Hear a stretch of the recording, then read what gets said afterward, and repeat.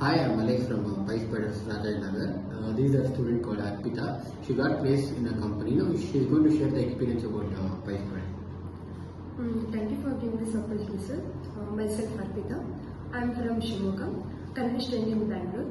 I completed my Bachelor of Computer Applications in the year 2024. I recently joined in the month of September 2024 as an incubation student. I got good experience in this institute. At first, I thought we didn't get any job.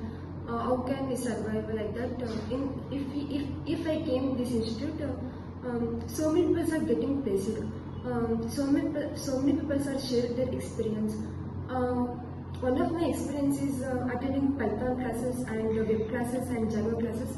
I take good experience. I take good knowledges and attending so many interviews and walk-ins. They provide me good places and to attend interviews, and they provide me requirements based on my qualification. I wish you all the best for further career.